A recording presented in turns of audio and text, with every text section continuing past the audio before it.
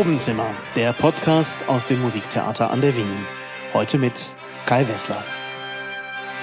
Vincenzo Bellinis Oper Norma ist das Thema des heutigen Podcasts und bei der Matinee zu der Oper hatte ich die Gelegenheit, mit dem Dirigenten Francesco Lanzillotta und mit dem Regisseur Vasily Barkhatov über dieses Werk zu sprechen. Norma ist eine Ausnahmeoper. Es ist unter den 11 Opern von Vincenzo Bellini die einzige, die gewissermaßen die Zeit überdauert hat. Es gab ja eine lange Zeit, in der man diese Belcanto-Opern, das Repertoire des italienischen Romanticismo vom Beginn des 19. Jahrhunderts, wenig oder gar nicht gespielt hat und Norma war davon nie betroffen.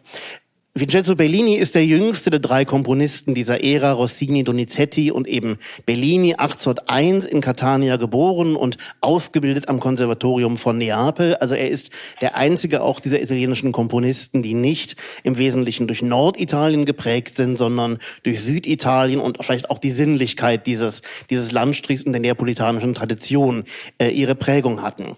Norma ist die vorletzte seiner Opern und es ist auch ungewöhnlich, dass ein Komponist in dieser Zeit nur 11 Opern geschrieben hat. Wenn man bedenkt, dass Donizetti 100 Opern geschrieben hat und dass auch Giuseppe Verdi in seinen frühen Jahren noch quasi Jahr für Jahr Opern produzieren musste, dann merken wir, hier ist ein Künstler am Werk, der sehr sorgfältig und sehr gewissenhaft und sehr individuell an seine Werke rangegangen ist. Die Uraufführung am 26. Dezember 1831 in einer Mala da Scala war kein Erfolg. Auch das ist nicht ungewöhnlich für diese Zeit. Die Sänger waren ähnlich wie heute in ein enges Probenkorsett eingebunden. Sehr oft waren die Sänger bei der Premiere einfach müde und erschöpft und das hat das Premierenpublikum gemerkt. Und dann ab der 2., 3. Vorstellung begann der Erfolg und so war es auch bei Norma. Wir finden in Norma 2 Konflikte, die ineinander verschachtelt sind. Also es gibt 2 große Handlungsstränge und der innere Handlungsstrang, der gewissermaßen das Ende des ersten Aktes und den Beginn des 2. Aktes einnimmt, ist eine Dreiecksgeschichte. Die Oper handelt eigentlich nicht von einer Liebesgeschichte, sondern von einer Trennungsgeschichte, nämlich der zwischen Norma und Pollione. Die beiden sind seit langem ein Paar, sie haben 2 Kinder, die ungefähr 10 Jahre alt sind, aber die beiden stehen in verschiedenen gesellschaftlichen, politischen Lagern. Die Oper spielt in der Zeit der römischen Besatzung von Gallien, wo die Oper in unserer Inszenierung spielen wird. Darüber werden wir gleich noch reden. Aber entscheidend ist, dass diese beiden Menschen, diese beiden Langzeitpartner aus 2 verschiedenen politischen Lagern kommen und ihre Liebe deswegen geheim halten. Auch die beiden Kinder werden versteckt. Das Problem ist nun, dass Pollione sich mittlerweile einer jüngeren Frau zugewandt hat, Adalgisa, und diese Ehekatastrophe platzt gewissermaßen am Ende des 1. Aktes. Es hat beinahe komödiantische Züge, wenn die jüngere Frau der älteren Frau von ihrem Geliebten erzählt und sich herausstellt, beide lieben denselben Mann. Und das hat massive Konsequenzen. Das hat Konsequenzen für alle 3 und es hat natürlich vor allem Konsequenzen für Norma und ihre beiden Kinder.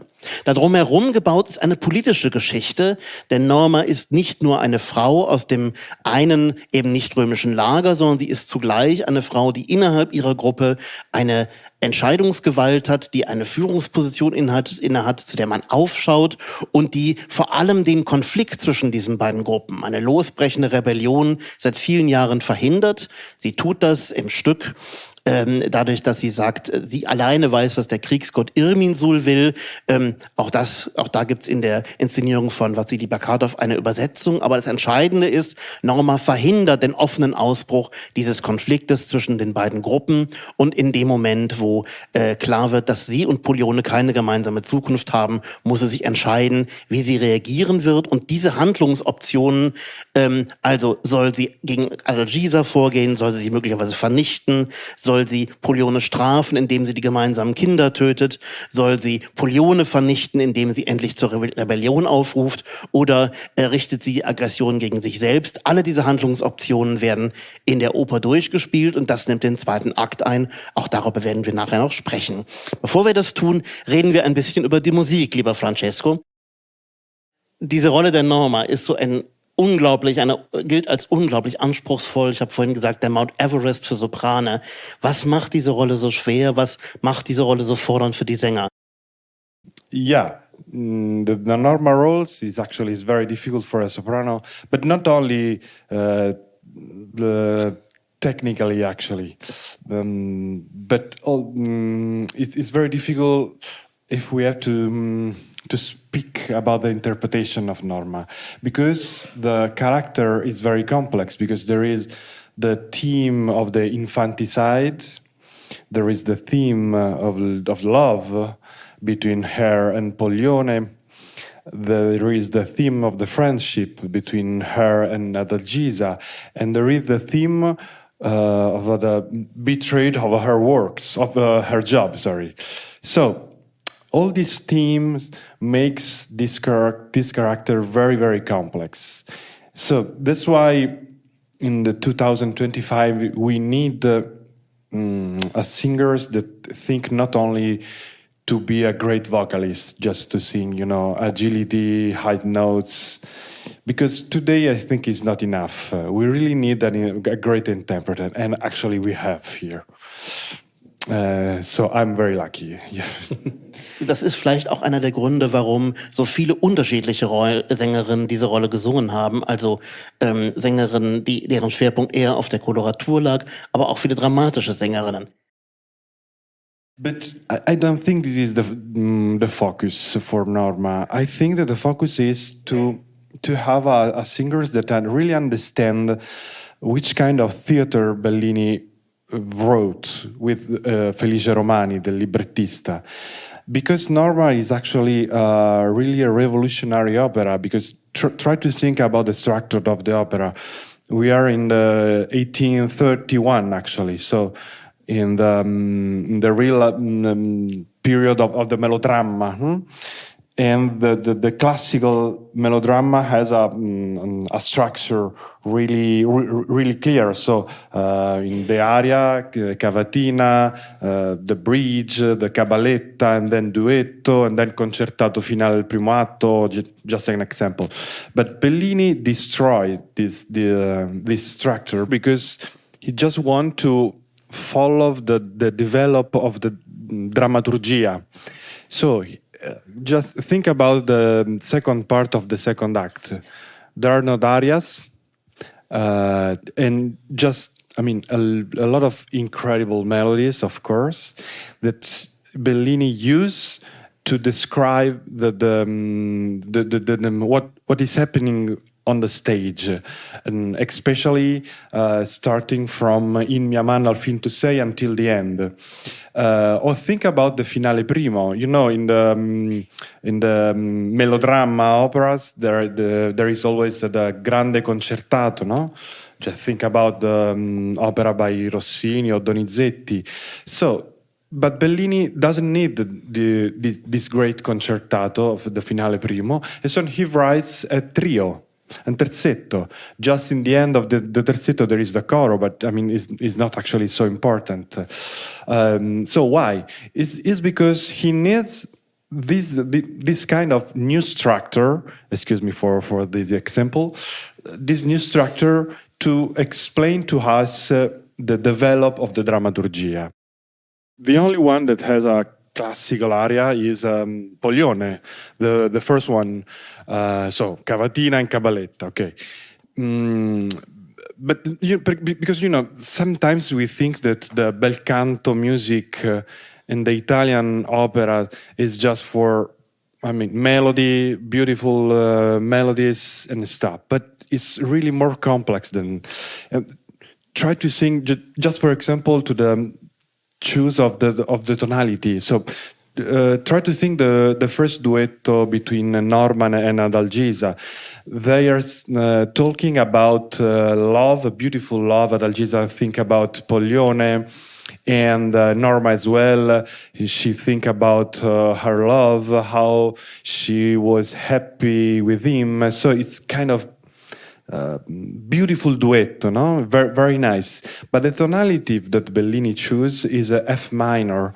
F minor is one of the most dramatic tonality in the history of music. It's the tonality, as I told you yesterday, of the Passion of Christ, no? So why he choose this tonality? Because this duetto is not actually a real happy duetto, but the real meaning of this duetto is the death of Norma and the dramatic situation between her and between she and Adalgisa at the end of the opera. The tonality becomes a kind of aesthetic indication. No? So Bellini gives us some information about how Norma and Adalgisa should sing this duetto. But this is what he does, for example, in Mia mano al fin tu sei. And he chooses the F major, is because F major for Bellini, not only for Bellini, is the tonality of the intimity, the family. So Norma is asking to Poglione to come back to her.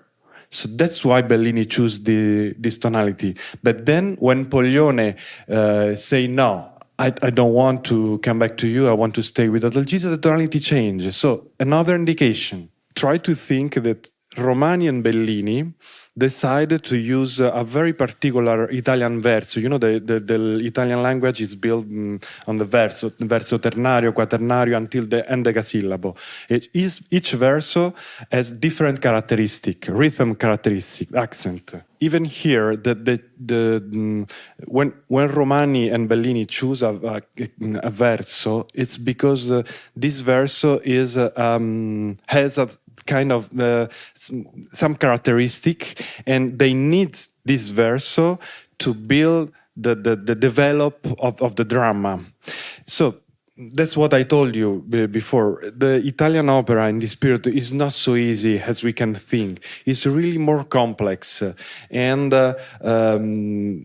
in Norma, the complexity of the opera it's not, I mean, it's kind of, really difficult to understand, and really need, I think it's my idea, to study everything about the connection between text and music to really understand this opera. Es gibt den berühmten Ausdruck von Giuseppe Verdi, von den Bellini mit seinen Melodien lunge, lunge, lunge. Sind die Melodien von Bellini wirklich länger? Und was für eine Wirkung erzeugt er mit dieser Länge der Melodien?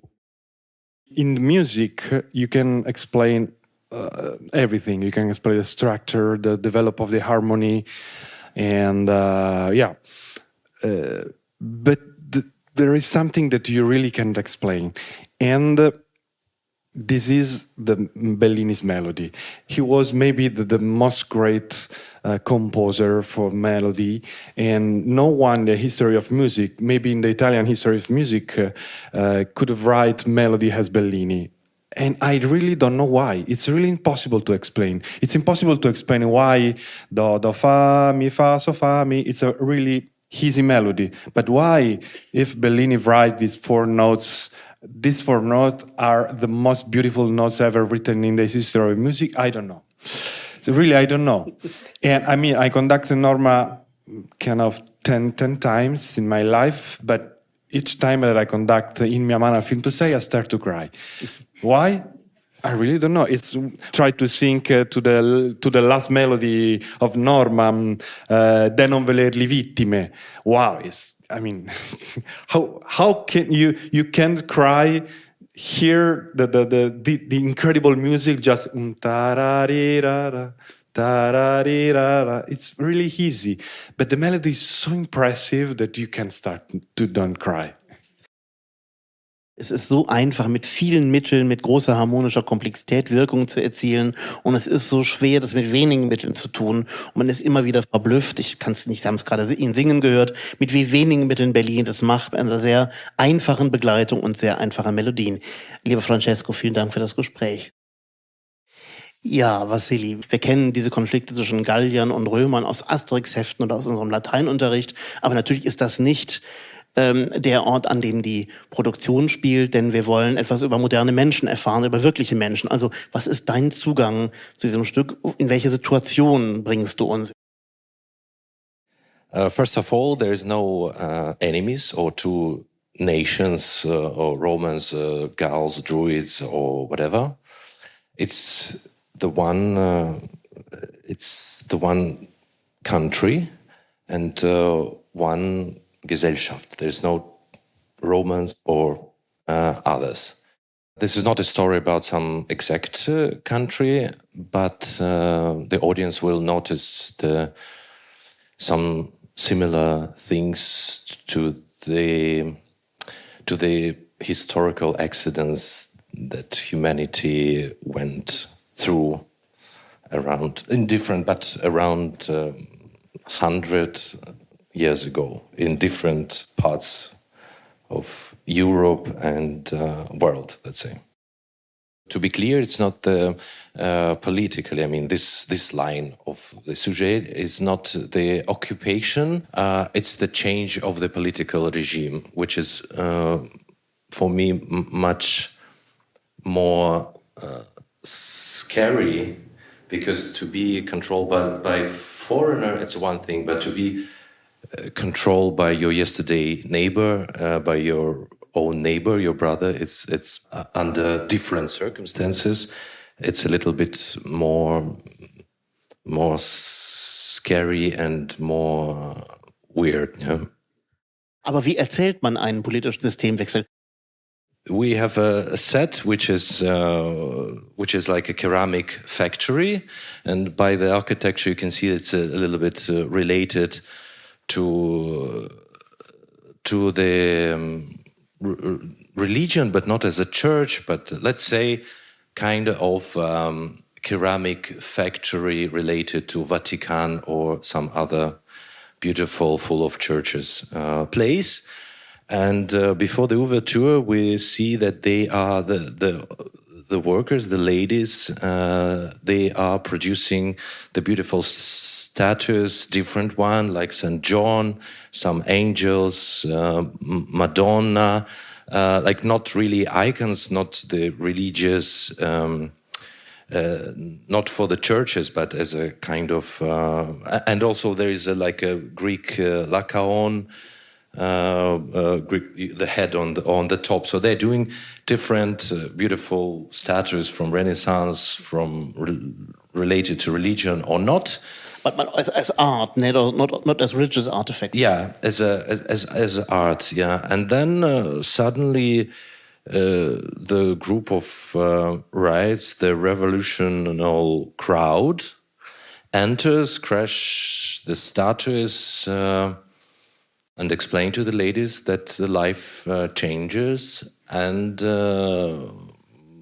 then curtain goes down, and when we open it, and they do have this crowd are coming with the portraits of their leader, the flags and the portrait of their leader, and when we open the curtain next time, after the overture, we see that this ceramic factory produce only the busts of this new dictator, of the new leader. That is quite obvious to see the change of the regime. Vasily, wenn wir an diese Bilder denken, es geht also gar nicht so sehr um religiöse Überzeugungen, sondern es geht um zwei Welten. Es gibt eine bürgerliche Welt, in der Kunst eine Rolle spielt, und eine neue Zeit, in der alle sehr ausgerichtet sind auf diesen politischen Führer. Also wenn wir an Norma denken, dann haben wir fast eine übergroße Figur für uns und gerade auch dieser Mythos, den die Rolle umgibt.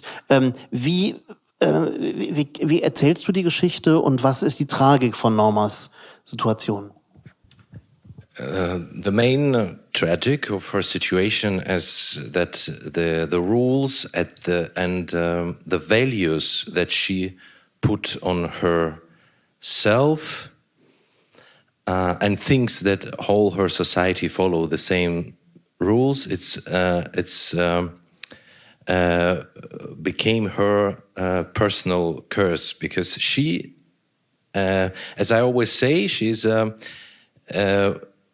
in this society, she's like a Brunhilde in an operetta of Kallmann, you know, because her personal rules and the values are much higher than the values of society around.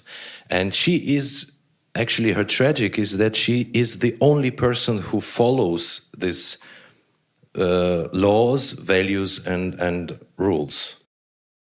Da kann man sagen, es ist ein archaisches Festhalten an Werten. If once you were engaged in the face of God, or just even without God, if my moral principles telling me that I can't abandon my children, my wife, I should live with this. But on the same, the modern society will look at me as I'm a little bit crazy. Why not? Okay, it's happened. You're in love with another person. Children will grow up and understand everything. But Norma is not that kind. Her society, Polione, and even her own people can accept it, but she not. And on the other hand, important things to understand her character is that she, for almost 10 years, she was hiding her own, not only relations, but her own children from society. She lived as a like atomic submarine, for 10 years, alone in the ocean, hiding everything inside. And also the lie that she lives in the permanent lie to everybody, to her children, to Clotilde, and first to her society, yeah. And that in the original libretto, of course, we understand why she's lying and hiding, because first of all, she's a priest, and she cannot have children by the religious rank. And the second, because Polione is the enemy. But here, as soon as she became a kind of a leader of her small community in this factory under the political regime that they want one day to change, she was not. Let's say it's a very human being situation when I didn't open the secret in the very first day because I hadn't found the right moment, or I was too confused, too shy, or whatever. And then after a year, it's much more difficult to open the truth. And then the snowball is growing, and then in 5 years you say, okay, so how can I come to my people who listen to me and say, sorry, for 5 years I had the children from our big evil boss. And so she thinks that that community, her people, will not accept it. But as we see at the end of our production, they can accept it. They even don't care. They care only that she was lying to them. Yeah, and it means all the directions and all the advices she gave to them last 10 years. Everything was lie, only in purpose to save her own family, children, and relations with the Polione. So at the end, the biggest tragedy for them, it's not that she's having children from Polione, but that she betrayed them. That they realized that all these 10 years she didn't cared about them. She cared only about her own private situation. And in this, and all her advices was only to save her private situation, but not really to help her own people. Wir müssen noch kurz über die Religion reden, denn den Kult des Irmin Sul, von dem ich ehrlich gesagt auch nicht sehr viel weiß, Felice Romani wusste deutlich mehr darüber, den wird es auf der Bühne nicht geben, aber Religion spielt eine Rolle. Yeah, the religion of these people, of this Norma's community, their religion is the past they lost. So the icons that they will worship, let's say, will be the memorial of this beautiful, nice past pre-revolutionary life. Yeah, which we know that sometimes we build the memorials in the places which are not. It's not only the church. Yeah, it could be a place of catastrophe. Yeah, like on the place of ruined building, or the memorial could be the place of we know they are all how to say, the memorials are never happen on the on the good places, let's say. Yeah, memorial is always connected to tragedy. Yeah, the tragedy is not big or small.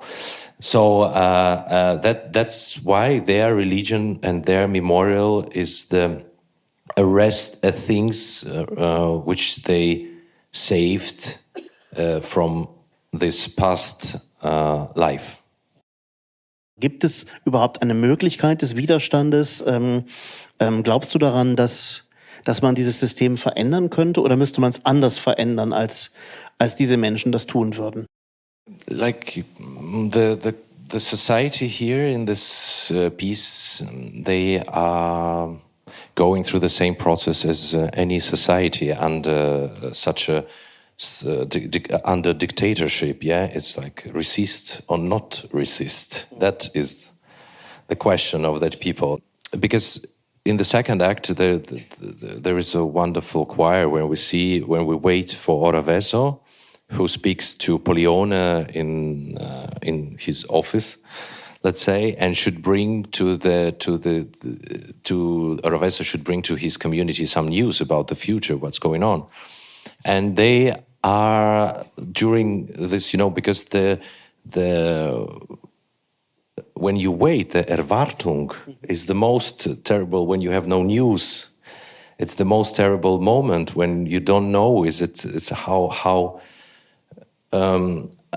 how bad is our situation or how good is our situation, because you need to feed your brain with at least some news, but in complete vacuum you start to, okay, now we fight back. Oh no, they will kill us all. No, we should pretend, continue to do this busts of our leader and pretend and wait for the better. And then again, like, no, we should fight right now. And I think this parabola is very common to the society and the dictatorship, because you want and you afraid on the same time. Yeah. Das war unser Podcast zu Vincenzo Bellinis Norma im Musiktheater an der Wien. Unser nächster Podcast Probenzimmer handelt von dem Musical Briefe von Ruth, und mein Kollege Christian Schröder wird sie dann begrüßen.